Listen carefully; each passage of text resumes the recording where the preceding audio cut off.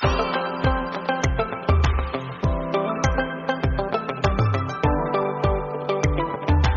Morning students, मैं हूं दीक्षा। आज मैं आपको पढ़ाने वाली हूं अभिगमन के बारे में।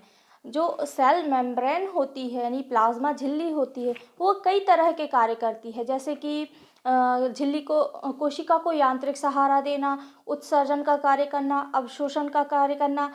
लेकिन इसके अलावा एक मोस्ट इम्पॉर्टेंट वर्क अभिगमन, जिसे ट्रांसपोर्ट भी कहते हैं, ये कार्य भी कौन करती है? प्लाज्मा झिल्ली। तो चलिए देखते हैं अभिगमन के बारे में। अभिगमन की क्रिया जो है वो कहाँ होती है? प्लाज्मा झिल्ली में। और प्लाज्मा झिल्ली होती है वो कोशिका के सबसे बाहरी मेम्ब्रेन क्या कहलाती है? प्लाज्मा झिल्ली। प्लाज्मा झिल्ली 3 लेयर की बनी होती है। इसमें ऊपर की ओर क्या होता है? प्रोटीन पाया जाता है। इस टाइप से क्या होती है प्लाज्मा झिल्ली की संरचना? यदि हम देखें, डेनियली और डेविडसन के द्वारा एक स्तरित मॉडल दिया गया था। इसके अलावा एक और वैज्ञानिक आए थे, सिंगर और निकोलसन। उन्होंने तरल मोज़ेक मॉडल दिया था। उसके अनुसार क्या होता है? इसमें बाहर एक प्रोटीन की लेयर पाई जाती है। ये जो ऊपर दिखाई दे रहा है ये क्या है? प्रोटीन।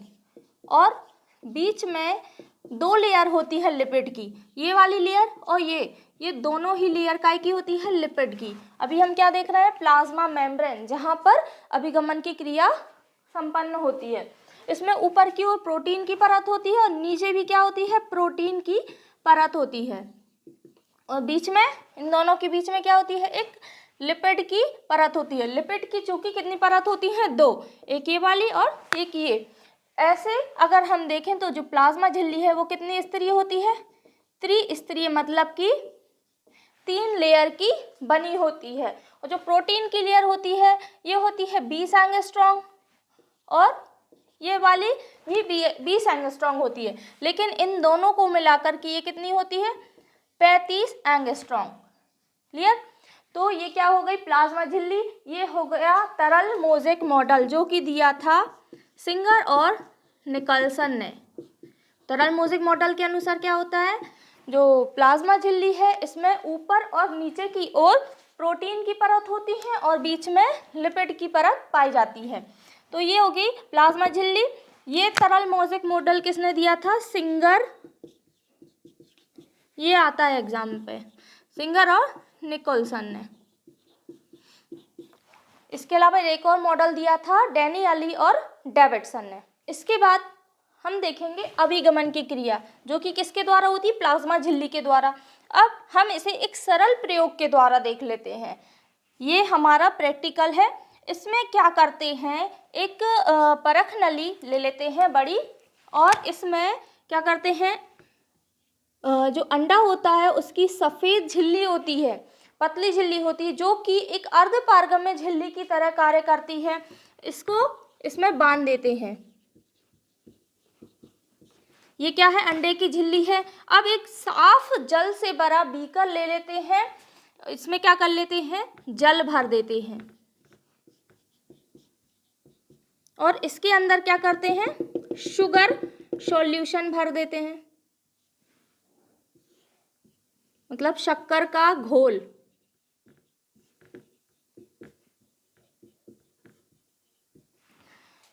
अब हम कुछ समय बाद देखते हैं, ये होता है परासरण का प्रदर्शन। इस क्रिया में क्या हो रहा है? परासरण का प्रदर्शन। इसमें क्या होता है? जो जल है वो कम सांद्रता वाला होता है, लेकिन शक्कर का घोल कैसा होता है? गाढ़ा होता है। तो जल कहाँ गति करने लगता है? अंदर की ओर जाने लगता है। क्यों जाने लगता है? क्योंकि इसमें एक क्रिया होती है परासरण। कौन सी क्रिया? परासरण। जो अर्धपारगम्य झिल्ली है, अंडे की झिल्ली, वो क्या करती है? अर्धपारगम्य झिल्ली की तरह कार्य करती है और विलायक के कणों को अपने अंदर जाने देती है। क्यों जाने देती? क्योंकि जल की सांद्रता कम होती है। कैसी होती है? कम। और शक्कर की सांद्रता, शक्कर के घोल की सांद्रता अधिक होती है। तो परासरण की क्रिया में क्या होता है? वह क्रिया जिसमें विलयन या विलायक क्या करता है? कम सांद्रता से अधिक सांद्रता की ओर गति करता है। तो परासरण की डेफिनेशन क्या होगी? जिसे ऑस्मोसिस भी कहते हैं परासरण को। इसकी डेफिनेशन देखते हैं। वह क्रिया जिसमें विलयन मतलब जो घुला हुआ है या विलायक, जिसमें विलयन कहाँ गति करता है? कम सांद्रता से, कम सांद्रता से अधिक सांद्रता की ओर गति करता है। ये जो परासरण का टॉपिक है ये भी मोस्ट इंपॉर्टेंट टॉपिक है और इसमें एक क्वेश्चन जरूर बनता है। अधिक सांद्रता की ओर गति होती है वो क्या कहलाती है? परासरण या ऑस्मोसिस कहलाती है। ठीक, तो भाई क्लियर, इसमें विलयन की कम सांद्रता से अधिक सांद्रता की ओर गति होती है, उसे हम क्या कहते हैं? परासरण कहते हैं। अब इसमें क्या कर रहे हैं, इसमें क्या हो रहा है, जो जल है उसकी सांद्रता कम होती है और इसकी सांद्रता शुगर सॉल्यूशन की ज्यादा है, इसलिए जल कहाँ जा रहा है? कम सांद्रता से अधिक सांद्रता की ओर गति कर रहा है। तो ये क्या हो गया? परासरण की डेफिनेशन। परासरण के बाद हम देखेंगे सांद्रता के आधार पर विलयन के प्रकार। सांद्रता मतलब होता है कॉन्सेंट्रेशन या फिर किसी भी पदार्थ का ज्यादा होना या गाढ़ा होना। सांद्रता के आधार पर विलयन के प्रकार। सांद्रता के आधार पर विलयन 3 प्रकार का होता है। कौन कौन सा? पहला होता है अति परासरी विलयन। अति मतलब होता है अधिक, अति परासरी विलयन। दूसरा होता है अल्प परासरी विलयन और तीसरा होता है सम परासरी विलयन। तो ये हो गया क्या? सांद्रता के आधार पर विलयन के प्रकार। तो अति परासरी में होता क्या है, जो विलयन है उसकी सांद्रता अधिक होती है, किसकी अपेक्षा? कोशिका की अपेक्षा। अर्थात इसकी डेफिनेशन क्या हुई कि वह विलयन जिसकी सांद्रता कोशिका की सांद्रता से अधिक होती है। तो इसकी डेफिनेशन क्या हुई? ऐसा विलयन की सांद्रता क्या होती है? अधिक होती है और कोशिका की सांद्रता कम होती है।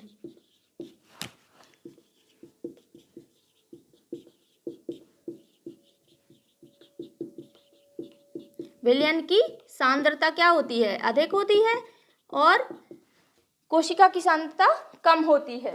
तो हम डेफिनेशन में क्या लिखेंगे कि ऐसा विलयन जिसकी सांद्रता कोशिका की सांद्रता की अपेक्षा अधिक होती है। अब इसकी डेफिनेशन हम क्या देखेंगे कि इसमें ऐसा विलयन जिसकी सांद्रता कोशिका की सांद्रता से कम, अल्प मतलब क्या होता है? कम, और अति मतलब क्या होता है? ज्यादा। तो विलयन की सांद्रता ज्यादा होगी, अल्प मतलब कम, तो विलयन की सांद्रता कैसी होगी? कम। विलयन की सांद्रता कम होती है, लेकिन इसमें क्या होगा? कोशिका की सांद्रता ज्यादा होगी। और सम मतलब होता है समान, इक्वल। इसमें क्या होगा? विलयन की सांद्रता कोशिका की सांद्रता के बराबर होगी, है ना? विलयन की सांद्रता कोशिका की सांद्रता के बिल्कुल बराबर होगी। एक क्रिया आती है जीव द्रव्य कुंचन। तो जीव द्रव्य कुंचन में होता क्या है, जब किसी, जैसे ये है विलयन, ये एक बीकर है, इसमें एक आरबीसी डली हुई है। क्या है ये? आरबीसीएस यानी रेड ब्लड कार्पसल, लाल रक्त कणिका। ये जो लाल रक्त कणिका है इसकी सांद्रता कैसी होती है? कम होती है और इसकी सांद्रता अधिक होती है ना?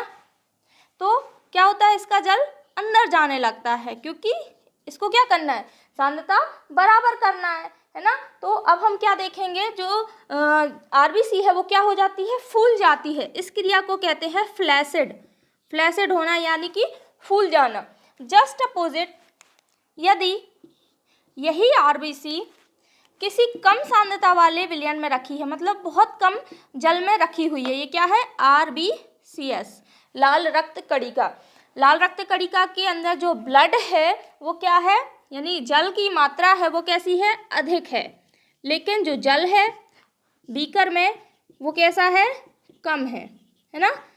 बीकर में कैसा है जल, कम है, तो आरबीसी की मात्रा आरबीसी में सांद्रता कैसी है, ज़्यादा है, लेकिन बीकर में कम है, तो आरबीसी का जो जल है वो कहाँ जाने लगेगा, बाहर। तो आरबीसी कैसी हो जाएगी, सिकुड़ जाएगी।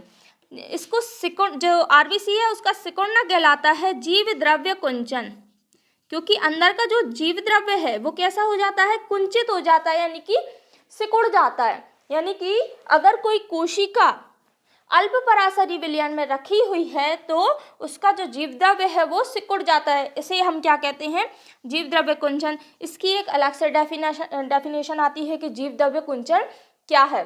तो जीवद्रव्य कुंचन समझ आ गया। तो ये क्या हो गए हमारे सांद्रता के आधार पर विलयन के प्रकार। अब जो परासरण की क्रिया है वो मुख्य रूप से दो प्रकार से होती है। कौन कौन सी, पहली होती है अंतःपरासरण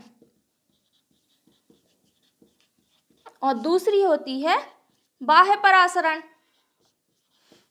ये जो हमारा प्रैक्टिकल है, प्रयोग है, सामने जो चित्र दिखाई दे रहा है, ये है अंतःपरासरण की क्रिया, क्योंकि इसमें जल कहाँ जा रहा है, अंदर की ओर। जल अंदर क्यों जा रहा है, क्योंकि इसमें सांद्रता अधिक है और जल बीकर में सांद्रता कम है, ठीक है ना। तो ये एक अंतःपरासरण का प्रयोग है।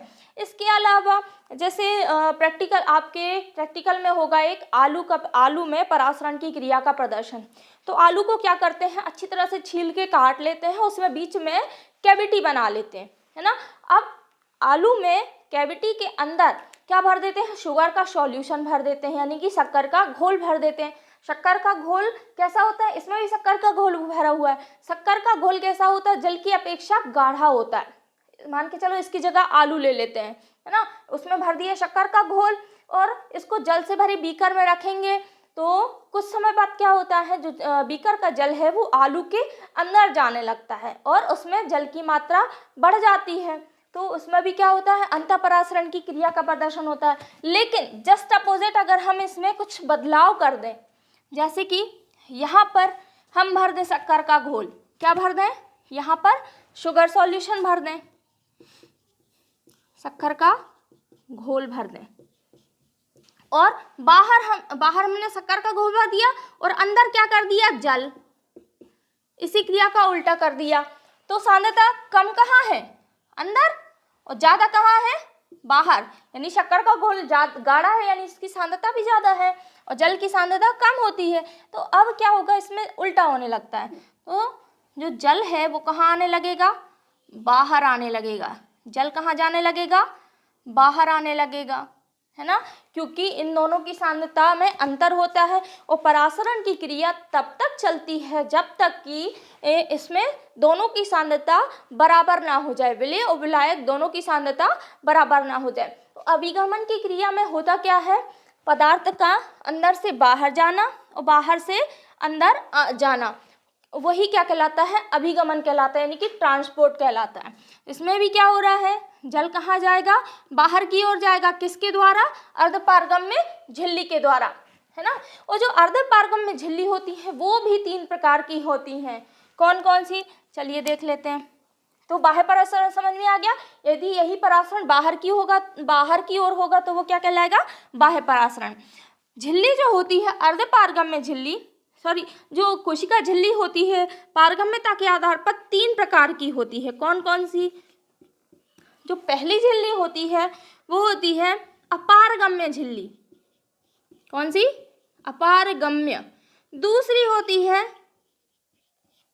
अर्धपारगम्य और तीसरी होती है पारगम्य। नाम से ही शो हो रहा है, अपारगम्य। अपारगम्य में क्या होगा, ऐसी झिल्ली जो विलेय विलायक दोनों को ही आर पार नहीं जाने देगी, मतलब किसी भी पदार्थ को ये अपने से आर पार नहीं जाने देती, वो क्या कहलाती है, अपारगम्य। अर्धपारगम्य जो केवल विलायक के कणों को आर पार जाने देती, मतलब जिसमें पदार्थ घुला होता है और जिसकी सांद्रता कैसी होती है, कम होती है, उसको ये आर पार जाने देती है। थर्ड आता है पारगम्य। तो जो पारगम्य झिल्ली होती है उसमें छिद्र बड़े बड़े होते हैं और ये सभी प्रकार के मटेरियल्स को आर पार जाने देती है, यानी कि विलेय भी आर पार जा सकता है और विलायक भी आर पार जा सकता है। पारगम्य झिल्ली वही कहलाती है। तो जो झिल्ली है वो कितने प्रकार की होती हैं, 3 प्रकार की, और सांद्रता के आधार पर विलयन भी कितने प्रकार के होते हैं, 3 प्रकार के होते हैं। क्लियर है। तो ये परासरण की क्रिया यहाँ पर कंप्लीट हो गई। अब इसके बाद हम देखेंगे विसरण। विसरण को डिफ्यूजन भी कहते हैं। विसरण की क्रिया परासरण की क्रिया से बिल्कुल उल्टी है, जस्ट अपोजिट। तो विसरण में क्या होता है, उच्च सांद्रता वाले अणु के कण कहाँ जाते हैं, कम सांद्रता वाले अणु की ओर जाते हैं। तो इसकी डेफिनेशन क्या होगी, वह क्रिया जिसमें पदार्थ किस ओर गति करता है, उच्च सांद्रता। उच्च सांद्रता मतलब कि अधिक सांद्रता, उच्च सांद्रता से निम्न सांद्रता, निम्न सांद्रता की ओर गति होती है, यानी कि अधिक सांद्रता से कम सांद्रता की। ये शॉर्ट में याद करने की ट्रिक है। इसका मतलब होता है अधिक और इसका मतलब होता है कम, है ना।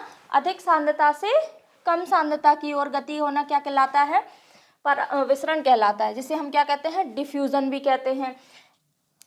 अब हम इसके कुछ एग्जाम्पल देख लेते हैं। जैसे कुछ घरेलू एग्जाम्पल है।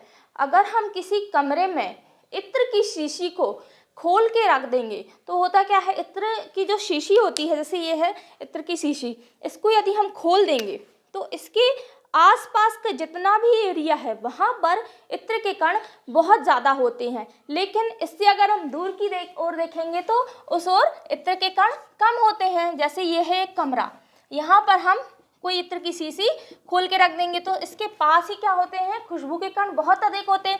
लेकिन ये खुशबू के कण कुछ समय बाद पूरे कमरे में फैल जाते हैं। तो यही क्या है, विसरण का उदाहरण है ना। तो पहला उदाहरण क्या हो गया, इत्र की शीशी को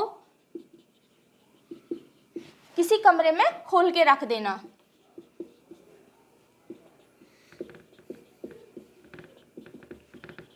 खोलने से होगा क्या कि खुशबू जो है पूरे कमरे में फैल जाती है। खुशबू किस ओर जा रही है, जिस ओर सांद्रता कम होती है और बॉटल के पास इत्र की खुशबू ज्यादा होती है ना। इत्र यानी परफ्यूम। खोलने से ये क्या होता है, पूरे कमरे में फैल जाती है।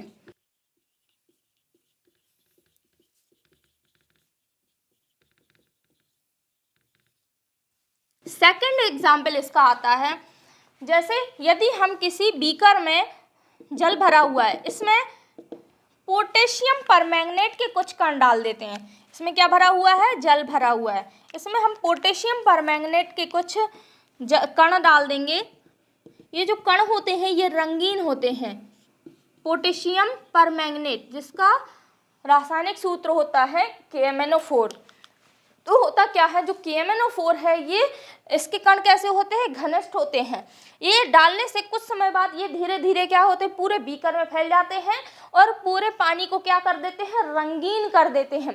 क्योंकि हम देखते हैं कि जो KMnO4 है इसके पास सांद्रता अधिक होती है और जल की सांद्रता कैसी होती है, कम होती है।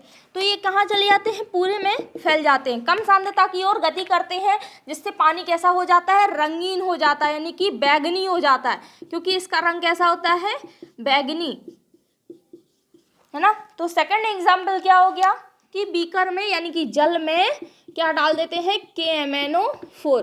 तो सेकंड एग्जाम्पल यही हो गया। थर्ड एग्जाम्पल देखेंगे हम, नील का प्रयोग सभी ने किया होगा अपने घरों में। जो वाइट कलर के कपड़े होते हैं उसको रंगने के लिए हम क्या करते हैं, नील का प्रयोग करते हैं।